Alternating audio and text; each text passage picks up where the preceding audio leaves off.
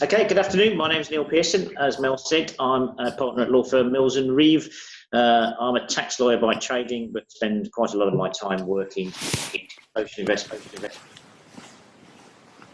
What are we going to do today? Well, as I'm sure you know, social investment tax relief is a tax relief that is intended to allow investors to invest in trading social enterprises and claim tax relief on their investments, which sounds fab. But the rules about SITR can get a bit fiddly, like most tax rules, not always clear. So what that means is that many social enterprises or investors prefer that an approach is made to HMRC before the investment is made. And that involves asking HMRC for confirmation, which we call an advance assurance, that the proposed investment that they're about to make will actually qualify for the tax relief. So when people finally sign on the dotted line and hand over their cash, they know that everything's going to be okay in terms of getting the tax relief. So what we're going to focus on in today's webinar is how you go about making that application to HMRC for an advance assurance. What do you do, and what do you include when you're putting that application together? Now, HMRC did recently go through a consultation on whether to scrap this process altogether, whether to improve it, or what to do with it generally. Today's webinar will incorporate what came out of that consultation, which is now becoming current practice of HMRC. I should add, slides do go on a bit. There's more text than any training presenter will tell you should include in there, but really that's so that you can actually use these as notes rather than just little bullet points that you can't remember what on earth some bloke was wittering on about on an afternoon in February. So, okay, let's start with a reminder. Just to recap what this is all about. This is all about investors getting tax relief via social investment tax relief. So, again, this is a way in which social enterprises that trade can raise funds by way of investment and offer investors tax relief. Originally designed to help fill the funding gap for social enterprises. And as a quick recap, before we dive into how to apply for it, just a reminder. This is how it works. Individuals, that's real people, invest money into a social enterprise, and in return for their cash, they either get shares or a loan agreement. The individuals then claim tax relief on the amount that they've invested into the social enterprise, and that social enterprise takes the cash that has been raised and applies it in a trading activity. 3 years go by at least, and after that 3-year period, then the investment is sold or repaid and investors get their money back. Key point, which I always bang on about, as Mel will know, in any talk that I give on social investment tax relief, this is a tax relief to support trading activity. And I'll tease a little bit more out about that as we go through this afternoon's talk. And just so we know what it means to investors, why is it they're so keen to get a letter from HMRC in advance to tell them they're going to get the tax relief? Well, because for start off, they get 30% of the amount that they invest back by way of income tax relief. So 30p in every pound they get given back by the Chancellor. If they make a gain on their investment, then that gain can be tax-free.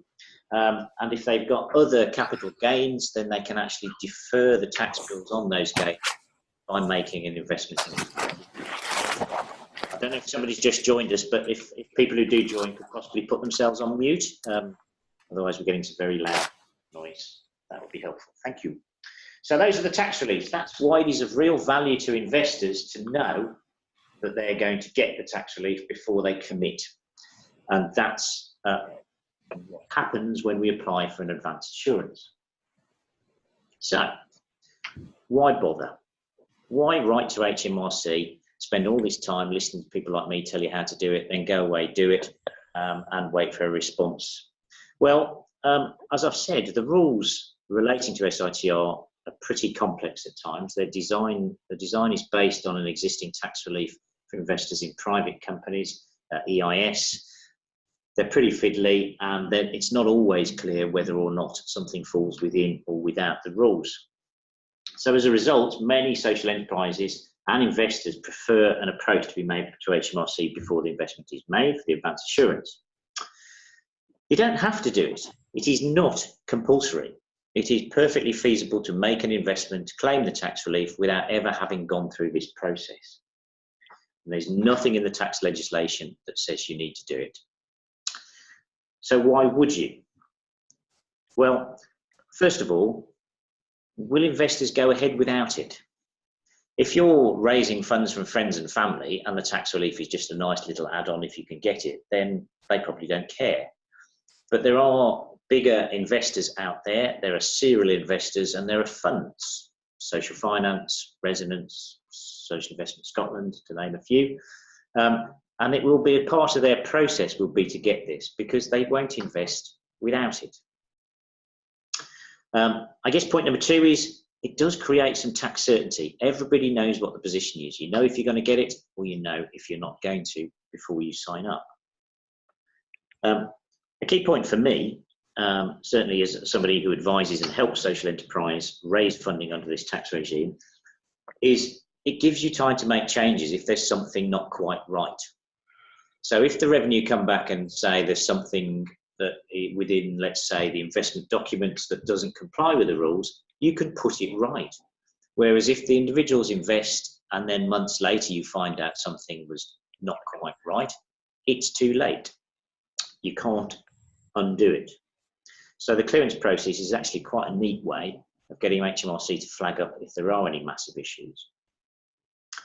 And also, to claim the tax relief eventually, the social enterprise has to submit a form which the revenue grandly call a, quotes, compliance statement. And they quite often ask for a bunch of information that you would typically give to them during the advance assurance process anyway.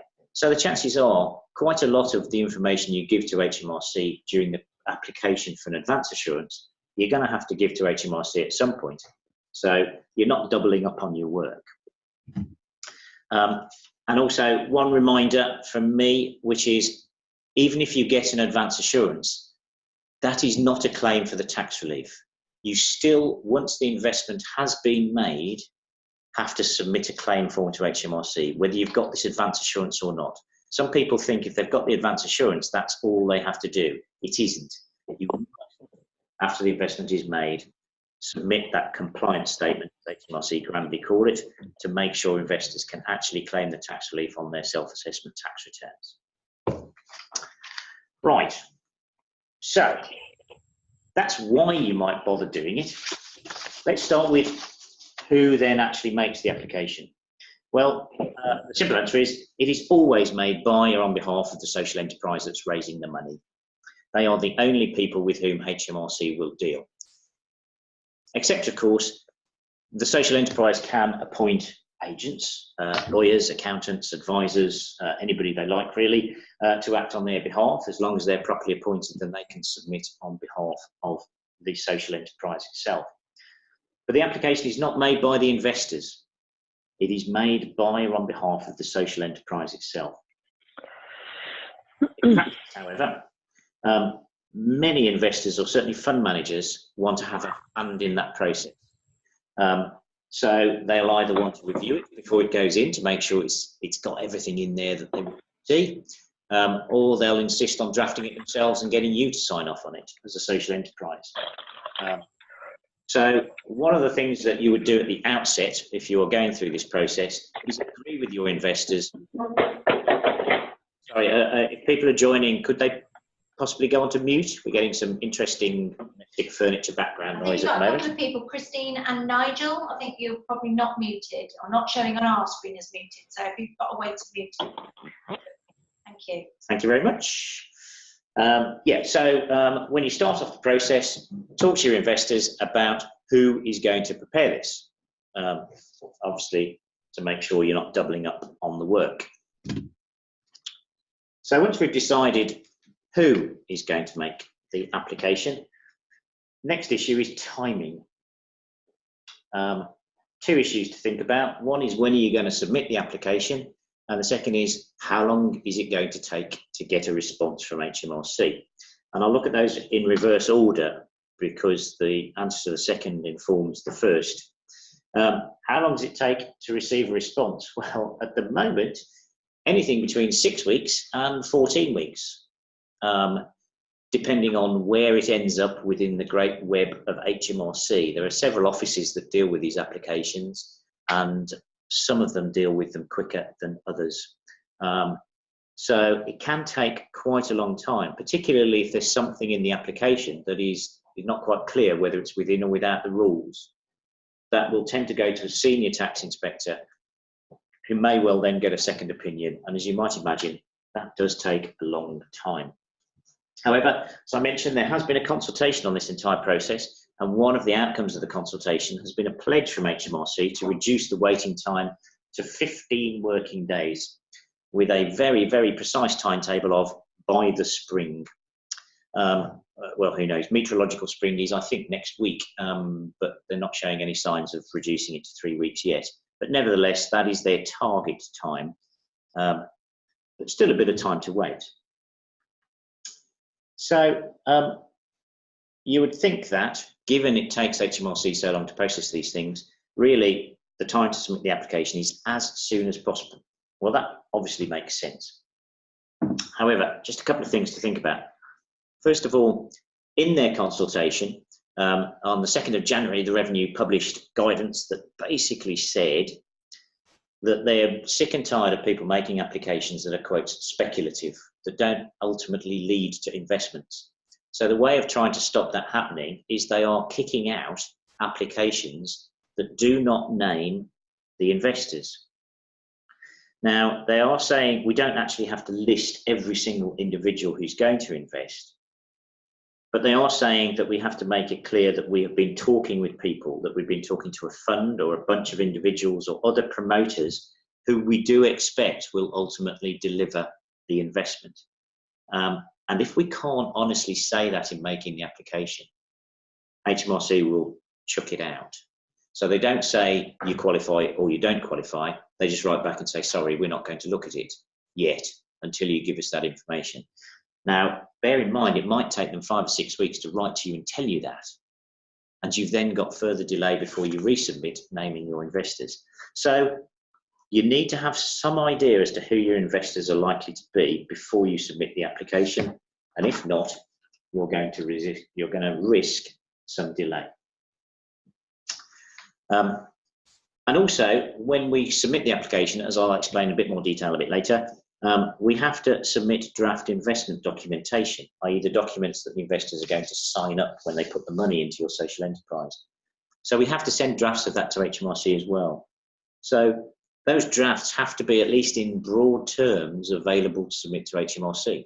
So you can't jump the gun, submit the application without the documents, because the likelihood is HMRC will again write back and say, sorry, but we won't look at this until you've sent us the documents. So there's a fine balance between trying to get it in as soon as possible, but at the same time, not getting it in too soon and risking it being thrown out by HMRC. Okay, so we've looked at who's going to make the application, and we've looked at when we should make the application.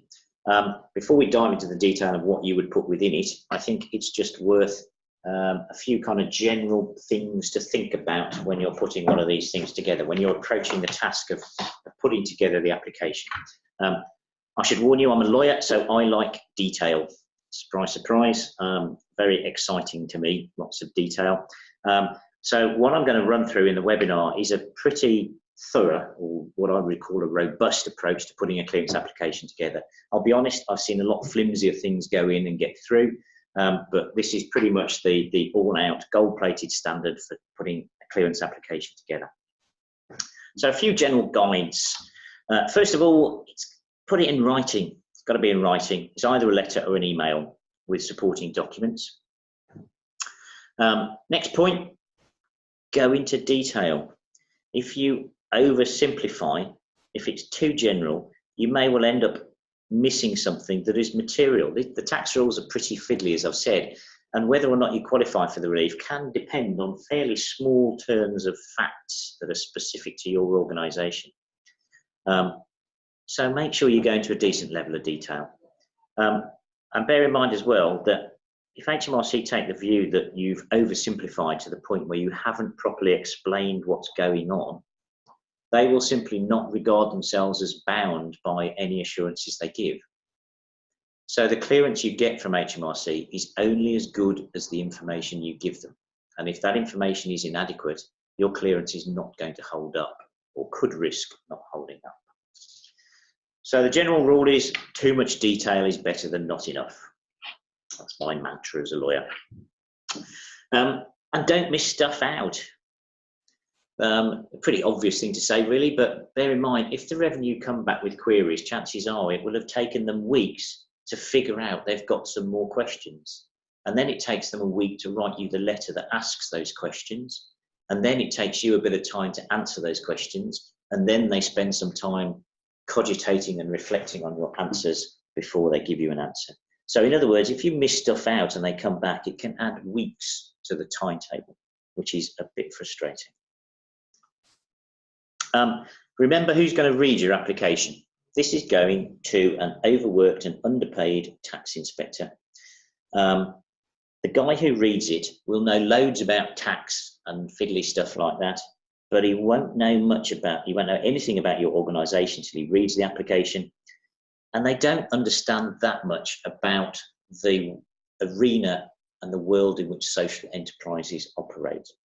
So when you write your application, make sure you're writing it on the basis you're trying to explain it to somebody who knows nothing about your organisation and very little about the way in which social enterprises work or trade. And also avoid, and this is going to sound rich coming from a lawyer, avoid jargon, because you might write it and understand fully what it is that you're writing, but the tax inspector probably won't. And again, that risks them coming back and asking questions. Tied into that, one of my personal favourites is set the scene. If you start your application by giving a nice little overview as to who you are, what you're doing, how much you're raising, what you're going to use the money for, just a nice little bullet point summary, that really helps the inspector set the context for the application he's about to read. And I'm pretty confident that that will help you get a positive response. Make sure you cover all of the qualifying criteria. There is a list of criteria that you have to meet to get this tax relief. And it sounds again obvious, but I keep seeing applications where people have missed stuff out or forgot to mention that how they satisfy one or more criteria. Again, that's going to create delay because of follow-up questions. If in your application there is something in there that you're not quite sure about as to whether it meets or doesn't meet the conditions for the tax relief, flag it up. Don't ignore it by hiding it or not mentioning it. My approach is always to be right up front about it and to explain why I think it's going to be okay.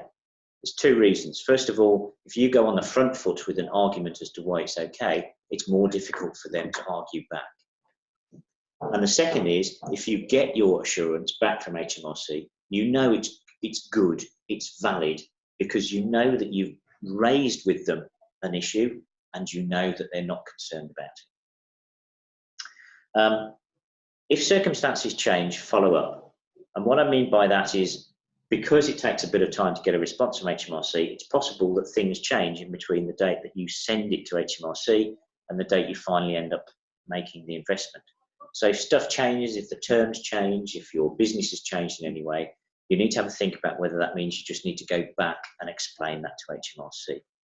And the same goes for investment documents.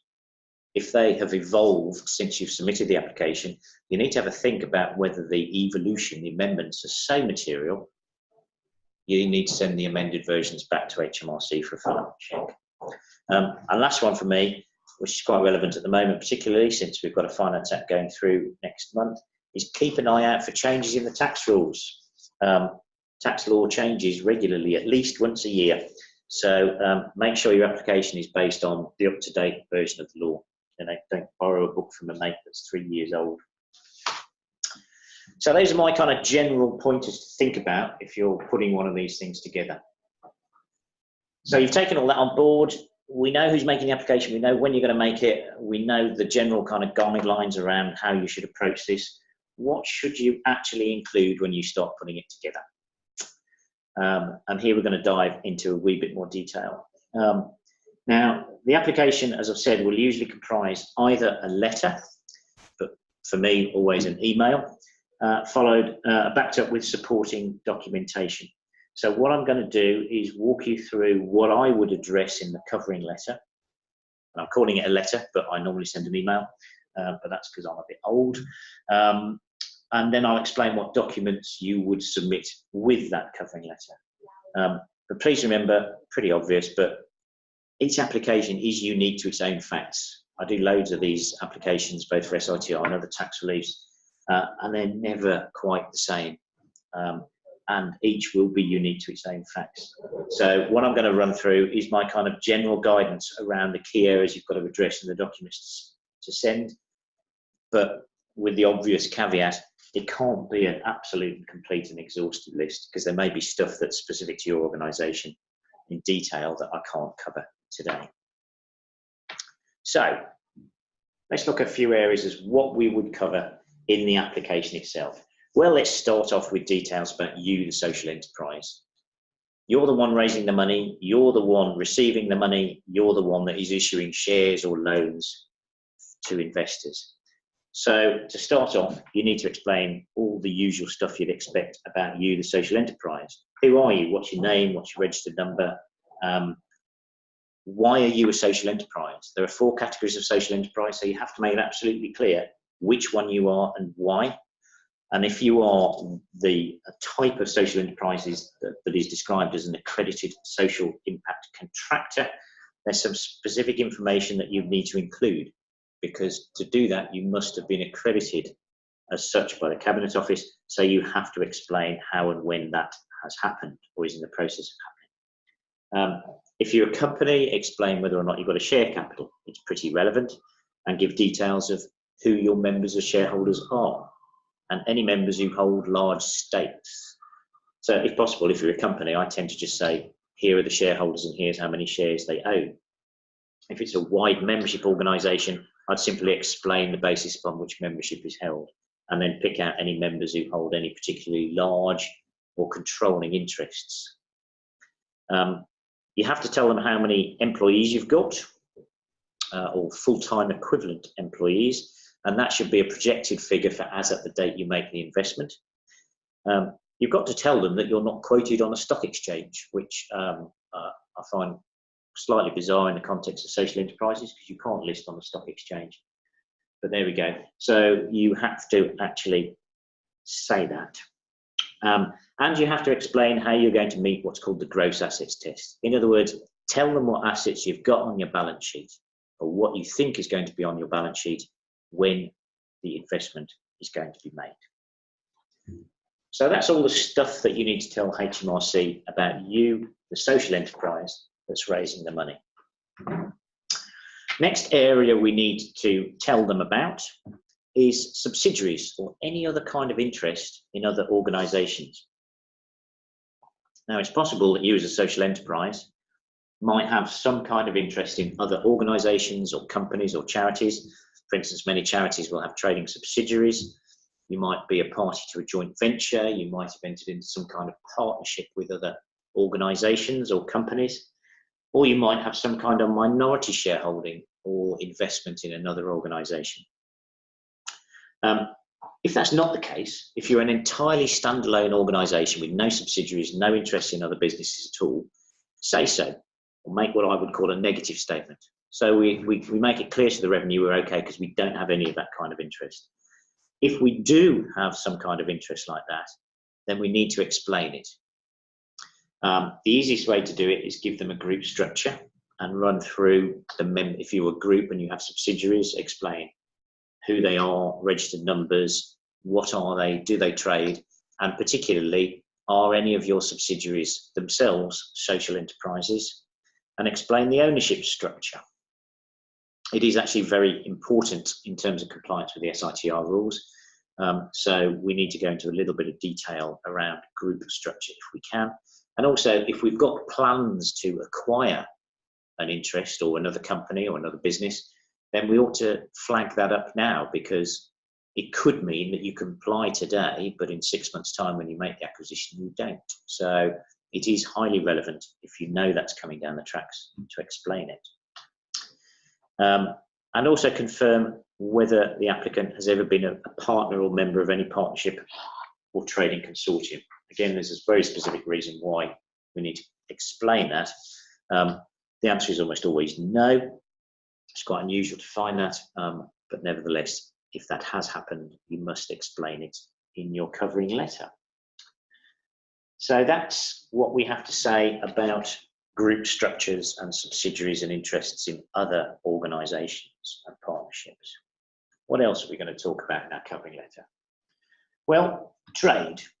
I mentioned earlier on, and I'll mention it again, I'm not going to mention it too many times today, this is a tax relief for trading organisations, social enterprises that trade. And it is critical that the clearance application contains an adequate explanation as to the activities of the applicant and its subsidiaries and the trades they carry on. It's mainly because there's some pretty fiddly rules around the trading. Particularly, there are some kinds of trades that are excluded from the tax relief. In other words, if you carry on those trades to a material extent, you aren't eligible. So it's quite important to demonstrate to HMRC why we think we are eligible with regards to our trading activities. So we need to explain it in some detail. And if we're charity, we should also explain to them broadly what our non-trading activities are as well. So they have a pretty clear picture as to the whole picture, shall we say, with regard to activities and trades. And if there are subsidiaries, we have to explain what trading activities those subsidiaries carry on. And if we've got subsidiaries that are dormant, we should say so. Just tell HMRC so they can tick that box and they know it's okay. But have a think then about, are all of the trades qualifying trades? Because it's possible that you might, and by that I mean, are all of the trades within the list of trades that is eligible for support from SITR money? It may well be that a small portion of your trading activities is not, but most of it is. So we need to explain that and explain the context, the kind of proportion of the trade that consists of non-qualifying activities as against the rest.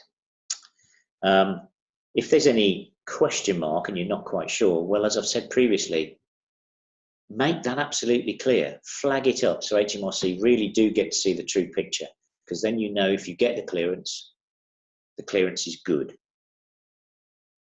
And also, as some of you may well know, there are now two limits on the amounts, or there are about to be two limits on the amounts that can be raised. Oh, sorry, there are two limits on the amounts that can be raised through SITR funding.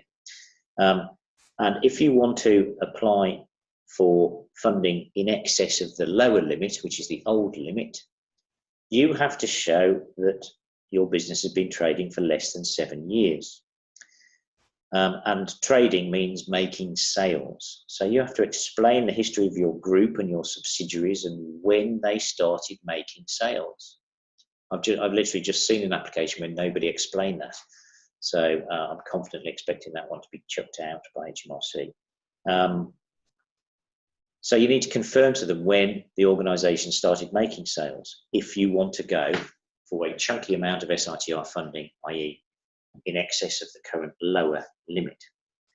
And in terms of trade, again, if you're an accredited social impact contractor, you're going to have to include details of the social impact contract you were set up to perform, because that is your trade. Easiest thing to do, send them a copy. Okay, the money. Apologies for these slides being in capitals. I'm not going to shout them out. But the money. You need to explain to HMRC some stuff about the money. And by that, I mean, how much are you going to raise and how are you going to raise it? Are you issuing shares or are you issuing loans? What's your timetable for your fundraise? Some people issue it in installments or tranches. So if the investment is being made in stages, then you've got to explain the timing when you anticipate those stages coming in. All of this is relevant to the rules relating to SITR. As I've said, if you know who your investors are, name them, because you might get, otherwise you might have your application rejected because it's, quote, speculative. And remember, you've got to tell them how and when you're going to spend it. what are you going to do with the money? I'm going to say for the third time, it's a tax relief to support trades. So you've got to make it absolutely clear how and why you're going to be spending it on a trade. And if you're a group of companies, tell HMRC which members of the group, which subsidiaries, or is it the parent company that is going to use the money? Because again, that's pivotal to whether or not you're going to be eligible. So you need to explain stuff about the money like that. State aid. Nice fiddly bit here. Okay, we're going to have to include within any application now, unfortunately, some details around state aid that the social enterprise and any subsidiaries have received historically. And we need to do this to prove that we're within the limits or caps on SITR. Now, just to explain, I'm trying to avoid running into the actual criteria for the tax relief, but I've got no choice here. It's key to understand there are two specific categories of state aid that we're concerned with, because there's lots of different categories of state aid. The EU rules go on for miles, but there are two specific categories we're concerned about. One is called de minimis state aid, which is little bits of state aid that are so little they're kind of below the radar of Brussels. So, which SITR was until last November, de minimis state aid. And then there's another state aid, which is kind of like the big brother or sister of de minimis state aid, called risk finance state aid, which is all a bit more serious, and that is notifiable under the state aid rules to Brussels. Now, any state aid that any organisation has received, other than those two kinds of state aid, we don't care about in our application. We're only concerned with those two kinds of state aid. And we're concerned about them because, as I've explained, since 2017, there have been two limits on the amount of SITR funding that a social enterprise can raise. And those limits relate back to the amount of de minimis state aid that an enterprise has received within the last 3 years, or historically, the amount of risk finance state aid that the enterprise has received throughout its entire life. So if you're looking to raise less than that lower limit, which is around 290,000 quid, you have to give details of both. You have to explain all de minimis state aid you've received within the last 3 years, and you have to explain any risk finance state aid you've ever received. If you're going for the higher limit, so you want to raise more than the lower limit, you only have to give historic details about the risk finance state aid received, because the de minimis state aid becomes irrelevant because you're having too much money, so you're no longer within the de minimis state aid rules. And if you haven't ever received any of these kinds of state aid, please make sure you include a line in your application that says that. We have not received any of these kinds of state aid. Because then again, HMRC can simply tick the box. And how do you know if you've received these two types of state aid? Well, for start off, you can just ask the funders, ask your funders, is their money risk finance state aid? Is it de minimis state aid? They should know. If they're dishing out state aid money, they really ought to know. Second thing you can do is check the funding agreement, because there ought to be something in there that says this is state aid and this is the kind of state aid that it is. There are unfortunately no definitive lists knocking around that I can point you to. Save that, HMRC has published a list of risk finance state aid schemes notified in the UK, and I've included in the slides, or certainly will include it in the version that's published, the link to HMRC's website where you can see that. It's not very long actually, but that is at least helpful. But I guess one word of warning, the rules on state aid and who you take into account in terms of current subsidiaries, former subsidiaries, and the kinds of state aid are a bit fiddly, probably one of the most complex areas now. So have a think about that one when you're putting the application together. Okay, supporting documents. I've said we have a covering letter, and I've just run through the key areas of what the covering letter, most of the areas the covering letter should include. We back that up with supporting documents. Now, you can just attach them and say, here are the documents that we're sending to you, and leave the poor inspector to go through each document without any kind of commentary. surprisingly, despite being a lawyer, I was slightly sympathetic to the revenue on that point. So I think it's actually quite helpful to give a short summary of the real key documents within your application. So you're pointing them to any bits of those documents that you really want them to know about. So if you're raising SITR money with a loan, for instance, I would summarise the key terms of the loan document: interest, any redemption premium, when and how does the loan become repaid, what's the priority for repayment if things go badly wrong and we wind up, confirm the loans are unsecured, that there's no guarantees. If you're issuing shares, then I'd summarise the rights of each class of share with regard to capital distributions, dividends, and so on. So you've laid it out on a plate for the inspector rather than expecting them to read pretty turgid, lengthy documents. If you're an accredited social impact contractor, explain and summarise the key terms of your social impact contract, because again, that goes to the root as to whether or not you're eligible for the tax relief. And as I say, if you have a concern that any particular clause or section or paragraph in any of these documents might not necessarily be fully compliant with the SITR rules, and you're not quite sure, just make sure you describe or refer to that particular clause in the covering letter. Because again, in that way, if you get your assurances from HMRC, you can be confident that they have taken that into account and it's okay. They're happy with it. So it kind of makes the response you get from HMRC more robust. And then the last thing that we need to make sure we cover in the application, which in the covering letter, which again sounds pretty obvious, is what questions are you asking HMRC to give you comfort on? What are the assurances you need from them to make your investors comfortable to invest? I won't read them out, but I've just put in an example there of the kinds of questions we ask, which is a bit turgid and technical because it cross-refers back into the legislation for SITR. But that really, in essence, those are the questions that you need to ask HMRC to confirm. So that, in a nutshell, is what you would put in the clearance application.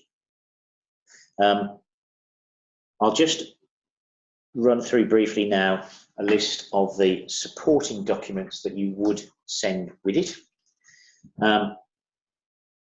Well, there's some pretty obvious stuff about the applicant itself, the social enterprise that's applying for the clearance or the assurance. So certificate of incorporation, your constitution, whatever that may be, articles of association or trust deed. The investment documents that the investors are going to be asked to sign up to, submit drafts of those so the revenue can make sure that they comply with the SITR rules. Typically subscription or investment agreement, a loan agreement.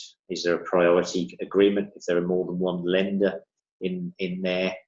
What's the agreement in terms of priorities to who gets paid first if things don't go very well? And if you're intending to amend the constitution of the applicant, let's say you're a company issuing shares, then make sure that we send a copy of the new version of the constitution documents as well. HMRC will want to see latest annual accounts of the applicant and any active subsidiaries. Don't bother with dormants. If it's an accredited social impact contractor, then you would have to send the contract that that company is going to enter into.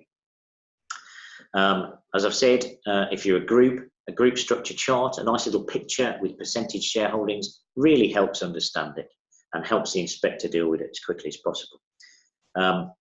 Some kind of balance sheet showing what your assets are going to look like will help demonstrate that you meet so-called gross assets test in the SITR rules. And if you've got some kind of cash flow forecast or business plan or slide deck that you send out to potential investors, anything that shows when and how the money will be spent, that's really helpful to put some flesh on the bone for the inspector as to what you're doing and why. So we've looked at who makes the application, we've looked at when we make the application, we've gone through in excruciating detail what you would include in your covering letter, and I've explained what documents you would attach with that covering letter or email. But how do you actually submit the application? Well, as I've said, the application is in writing and you can send it in by post, the old-fashioned way, or email, the slightly less old-fashioned way. If you send it by post, that's the address it has to go to. I would strongly recommend using some kind of recorded or special delivery, because they have an astonishing knack of denying ever having received documents. It's a very convenient way of not having to reply very quickly. But stuff does get lost, and you need to be able to prove when it was delivered. So strongly recommend that one. The reality is I tend to submit every application by email. That's the email address that you send it to in the slide. If you do that, then the social enterprise that's submitting the application also must send a written authorization confirming that it's happy to correspond by email. There is, again, a pretty standard format that you can get off HMRC's website. And the accompanying documents, make sure they're all sent in PDF format, not Word. You might want to put them in a zip file, because as I found out about 10 minutes before setting off to come here, HMRC's firewall seems to be getting smaller and smaller in terms of the sizes of documents that get through it. So put it in a zip file. And bear in mind, if you apply by post, they will reply by post. And when I say they reply by post, it takes 6 to 7 days once the inspector's reviewed the file and signed off on it for that letter to actually find its way to you. So email, definitely the better route. So a quick recap for those still listening in. Why are we going to bother? Well, we know it's not compulsory, but you might find your investors won't invest without it, and it does allow you to spot any issues without having made the fatal error of signing all the documents, and giving you time to correct if possible.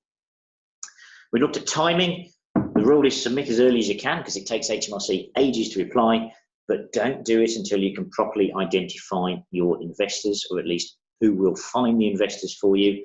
And make sure your investment documentation is in a good enough shape to send into HMRC with the application. We've looked at form, the fact that the application is usually comprising a covering letter or email with supporting copy documents. I've explained the approach that I tend to take on these things. Remember those guidelines, don't oversimplify, don't miss stuff out, because if you do, HMRC just won't be bound by the assurances they give. So it literally won't be worth the paper it's written on. And in the covering letter, I've talked about including details of the applicant, the social enterprise that's raising the money, its subsidiaries or group structure, the trades that are carried on by the applicant and that are going to be supported with SITR, because remember, SITR is a tax relief for trades. When and how the money is actually going to be spent. We've talked about making sure we include details of state aid, but only those two very specific types of state aid, de minimis and risk finance. If you can, summarise the key supporting documents you're sending in, because it just helps the inspector figure out what's going on. And don't forget to include the proper questions that you want HMRC to answer. And in supporting documents, make sure you include them all. You miss one out, then you could risk, again, triggering another 6-week delay. And submitting the application, well, post or email, but remember, email's quicker, but don't forget that signed authority, because again, they won't come back to you by email if you do. So that's about me done. If you want to know more about this very specific topic, Mel's talked more generally about Big Society Capital's push to get awareness of SITR out there. But on this topic in particular, BSC's website has already got a note on the topic which goes into a bit more detail than I've been able to run through today. We will shortly be publishing a draft template which you can use. It won't be complete by any stretch of the imagination, but it will be hopefully in a format that you can use as a starting point. And if nothing else, it will have paragraph headings just to remind you what you should be putting in there. And there is some pretty helpful HMRC guidance as well at the website address that I put on that slide. And that is enough, I think, of me. Thank you very much, Neil. Yeah, so what would be really good now, we've got some time for questions. So if anybody wants to take themselves off mute, I do all sit there listening hopefully patiently, or not just gone off to get a cup of tea or whatever it happens to be. Oh, we've got some questions up here already. Trouble is my eyesight's not good enough, so I'm going to have to come and have a little bit closer. So, Right, let's just have a look at, yeah, I'll have a look at that one. We'll perhaps come back to, yeah, I can see James, we've got one on VCT, social VCTs. We've got one on companies invest, which is more about CITR. We'll talk about that one as well. Let's have a look at a couple of these. So some easy ones. So we've got, what is the actual current lower limit from Kevin? It's difficult to be precise. I'm going to try and answer some of these very quick ones, but I've got this is my SITR phone a friend. It's difficult, it can't be precise because I believe it's still dependent on the EU exchange rate at any one time, or are we at 290 now? No, it fluctuates by reference to the exchange rate and the rate of capital gains tax. Okay. So it's somewhere, I think we've always been somewhere between 275 and 290. That's right. But you have to check at the particular time when you're going to be making the investment to see what the actual flex is in that limit. And whilst we are still part of the EU, that's where we sit at the moment. Let's pick another one that we can have a look at. What about this one? This is an interesting one. This is from James. Hello, James, from Lincolnshire. Can I also ask, how would a prior community share offer affect any advanced assurance application? Would this simply be an investor issue, or does HMRC have a view either way? Okay, if you've done a community share offer, it wouldn't affect the application itself, although typically you just explain it by way of historical background. Unless the investors claimed tax relief on the community share offer. And they might have claimed tax relief under either SEES, or Enterprise Investment Scheme, which is de minimis state aid, or under the big brother or sister, EIS, the Enterprise Investment Scheme, which is risk finance state aid. So if you've had a community share offer and the investors have claimed some kind of tax relief on it, it is very relevant. Because it would go to whether or not you are within the state aid limits and therefore the caps on the amount of SITR that you can raise. So that's the issue, really. Okay, I mean, it's an interesting one. There's a question about companies investing around, which I think is that. So from Nigel, there's a question: can companies as well as individuals claim SITR, and how can the investment be sold after 3 years? I thought social enterprises have only bought back shares. So a couple of different questions. I might try and attempt to do the first bit, which I think is relatively simple, and then I'll ask Neil the second one. So the first question is about, no, companies can't use SITR. There is a different scheme called CITR, Community Investment Tax Relief, which has some scope around company, but SITR is only for individuals. So you can't use SITR in that particular way. In terms of how the investment can be sold after 3 years, as we will probably know if you know a little bit more about SITR, there's a minimum patient capital period of 3 years and 1 day. That's the minimum. It doesn't have to be 3 years and 1 day. It can be longer if that's what the investors will accept. I think this is more about what the setup of the shares are in terms of how they are transferable or repayable. I'm sure that. Yeah, I mean, that comes down, exactly as Mel says, to really the commercial terms on which shares are issued. Obviously, in social enterprises, there is no market for shares, so you can't just flog them on the stock market. So when I use the phrase will be sold after 3 years, the tax legislation uses the expression disposed of. So that may well be, in the case of a company, a buyback of shares. Or obviously, remember, SITR can be invested or claimed on a loan, and there you could sell the loan, I guess, but more realistically, disposal means the loan is repaid. I mean, it is technically possible that shares in a company can be bought and sold in an unquoted company, including a social enterprise. Shares can be sold. There's nothing under the Companies Acts that stops that happening. And remember, community interest companies, for instance, are companies. They can have a share capital, and therefore shares are an asset that can be sold if you can find a buyer. It just doesn't happen very often. I don't. So company I thought was a kicker. Yes, we sold the share out to a parent company. So let me take a couple more. There's a few lower down that I'll have a look at as well. There's a question here about being specific. So I think we covered the first part, which is around is EIS or SEIS state aid. But by default, loans have priority over equity on winding up, although we know that SITR money is the most junior type. But do we have to make it clear that all loans and equity rank equally? Short answer, yes. Longer answer, yes, in terms of when you say loans, that's obviously loans where the investors have claimed SITR. Yes, what the legislation says, that in the very specific circumstance of a winding up, so if the company's wound up and the loan is still outstanding, then the lenders effectively have to agree to rank alongside the lowest ranking class of share. And typically that's done within the terms of the loan agreement, or HMRC accept that it's done within the terms of the loan agreement with a clause to that effect. So that's a contract between the company and the lender.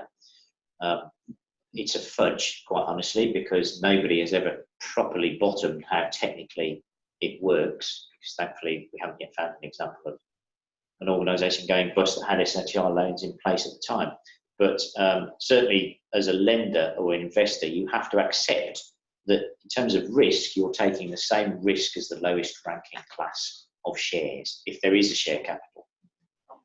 Okay, let's do this one from Charlotte, because I think this is an interesting one. On the incorporation side, do charities need to set up a separate trading arm to receive SITR? And are there any incorporation types they won't accept, for example, social enterprise CLS?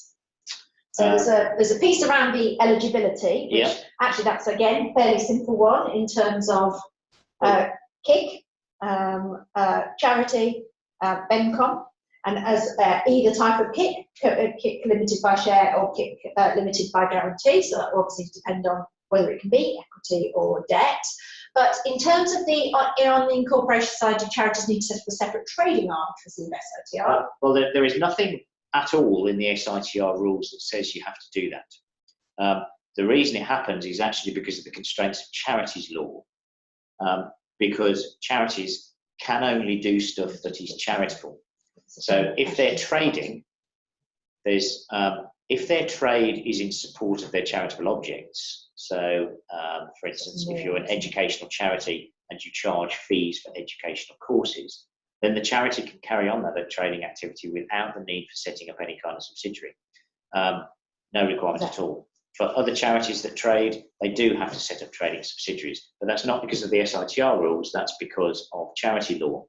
Now, if a charity does set up a trading subsidiary, and it's the trading subsidiary that needs to use the SITR money, then there's a very kind of specific structure that you have to use for the way in which the investment is raised.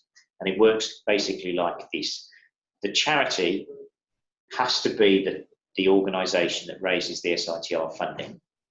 So assuming it would do that by way of debt, the charity itself, which in this example is the parent of the trading subsidiary, raises the SITR funding on the understanding that all of the money will then be effectively forwarded on to the trading subsidiary to use within its trade. And all of that would have to be explained very clearly in the clearance application. There are some further conditions around the subsidiary if that happens. Namely, first of all, the subsidiary itself must be a, quotes, social enterprise. So as Mel says, it has to be either itself a charity or a BENCOM or a community interest company. And secondly, it must be at least 90% owned by the parent charity. And there must be no arrangements in place under which we could fall below that 90% threshold. And one final point on that, where the questioner asks, are there any incorporation types that HMRC won't accept? The answer is companies limited by guarantee. There is a fundamental problem with having a subsidiary that is a company limited by guarantee. For technical reasons that I won't bore you with, but you just need to know it's a problem. Okay, we've got one more question I think we'll try and answer briefly, and then we'll Just find out if there's anybody else who wants to ask anything before I do a quick winding up. And we'll try and be a bit brief on this one. It's a good question from James, but it's about social VCTs. So, we must have not everyone. There's another one, a new one at the bottom we've got. Okay, right. Okay, we've got one at the bottom about property. Let's pick. There are a couple of more ones now coming up. So we'll come back to social VCTs because I'm thinking some of these we do need to pick up. Oh, you're all getting excited now. Look. For a social enterprise who is trading activities similar to a hotel. I'm going to get into property development here. Would it be okay if the majority of the SITR money, was used to purchase property to be used for the trading activity? Unlikely is the answer, because the trading activity of a hotel is not, I don't think anyway, is going to be a qualifying trade. So, and the money that is raised under SITR has to be used to promote a qualifying trade. Is that the leasing, the fact that you're letting out the rooms, which makes it? I think where this becomes quite an interesting one. So many of you will know that one of the trades that's not a qualifying trade is property development. So that doesn't exclude you from buying or renovating property if it's for your own use. However, there is an issue around leasing or letting, because those are considered to be fairly risk-free. It's probably more the leasing activity or the letting activity that might exclude this. There is a lot more information on property development that Neil's written for us, both the first time around and then stuff that we've learned subsequently that you can also find on our website. And we've ended up talking a lot about subsidiaries, and again, there's a whole paper on subsidiaries and how that works. And also we are shortly going to be publishing a more detailed note on the whole issue around licensing and leasing of assets. Yes. That's a good point. One of the changes in the finance bill was to remove leasing and licensing, so it was no longer a qualifying trade. Some of the first in the early raises were able to do that, and again we're going to publish some more guidance on that. So this comes quite nicely from Marie. Can you give any other examples of non-qualifying trades? This is normally Neil's naughty list that he talks about. Naughty list, yeah. Unfortunately, I came prepared with my notes for talk about the advanced assurance process, not the detailed legislation. The most of the problems we find are around this licensing arena. Licensing software, for instance, is technically licensing. So if you're an IT, if you're flogging IT, chances are you don't sell it, you actually license it. That's a pretty big problem.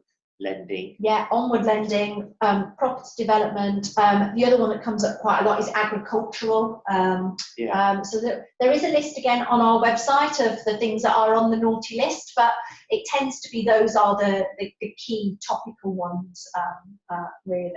Right, let me just have a look. There was one more. Can a charitable incorporated organisation CIO attract SITR? Yes, as long as it's charity. As long as it's registered charity, yes, that's fine. And so I think we're back to the only one we haven't answered is back to the social VCTs, which I think was one of James' questions. So whilst I just go back and get my notes for a quick wind up, do you want to, it's broadest sense, and we don't want to get into a long conversation about social VCTs. I'm sure James does, but we can always connect you afterwards. It is in the broadest sense.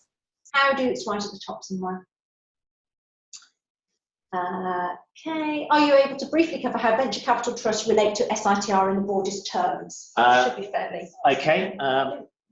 Yeah, venture capital trusts. For those listening who don't know what venture capital trusts are effectively listed companies quoted on the stock exchange that invest in small and medium-sized private companies, and individuals who invest into the venture capital trust claim tax relief on that investment. And then the venture capital trust, or the VCT, takes the cash that it's raised and then invests it into underlying small and medium-sized enterprises. In real terms, the two are quite distinct tax reliefs, because SITR gives tax relief on individuals who invest directly into the organisation. that is raising the money directly into the social enterprise, whereas venture capital trusts are an intermediate investment vehicle. In other words, you invest in it and then it takes your cash and invests it in other businesses. So they're actually quite different kind of vehicles or ways of investing. Although the tax reliefs that you get look quite similar in terms of the amounts and so on, they're quite different.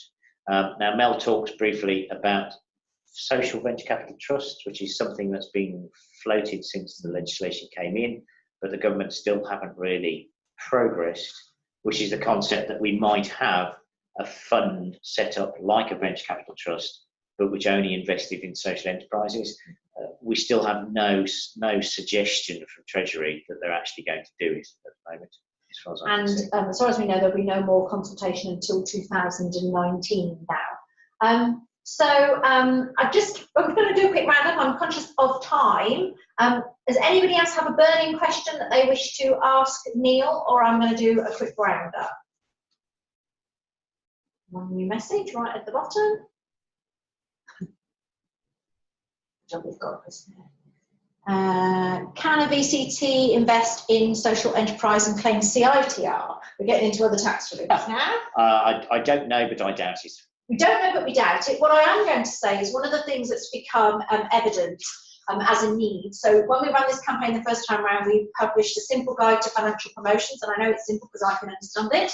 And one of the things that we hope to be able to produce as a resource is a quick and easy, simple guide for the sector on the difference between EIS, SEIS, SITR, CITR, when you might use them, when they're applicable, and which times, I suppose, because we quite often get asked the question about can you use more than one form of tax relief and when is it most appropriate to do so. So that's one of the resources we're hoping to produce. I'm hoping that you're going away today a lot more enlightened about the pre-assurance process. As Neil said, there are some more resources on our website. This webinar will also be available for you to review at your own leisure afterwards.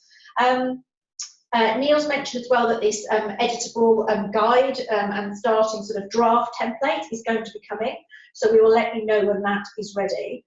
And I just wanted to let you know that we've got 3 up-and-coming opportunities around the campaign to come and find out more information. On the 5th of March, we've got a morning workshop, afternoon workshop, which is mainly for social investors. So it's going to go into more technical detail, not about advanced assurance, but about what is eligible, what isn't eligible, those sorts of questions. And you get face-to-face time with Neil to asking some of those questions. So that's here in London. On the 15th of March, we've got a shorter workshop, which is aimed at social enterprises, charities and advisors, which is going to be in Leeds. You can find out more information on our website. And then for anybody that is going through this or looking towards advanced assurance and maybe has some questions or barriers, things that they're trying to tackle, we also have some one-to-one SITR surgery time, which will be with Neil and with me sitting in to try and capture any learning, which is going to be held in Birmingham on the 22nd of March. We will have some other dates coming up, but those are the imminent ones. Neil said to keep in touch with the tax law in terms of changes. One of the best ways to do that is to make sure, if you're not already signed up to get a SITR campaign, because as soon as there's a change around SITR, we make sure that we let you know. I hope it's been a useful afternoon in terms of webinar, and you can come back, listening again, check in, email myself, and I will always have my phone a friend on easy dial if you ask me a really difficult question to which I don't know the answer. Thanks for joining us. Thanks. Bye. Thanks very much. Thank you.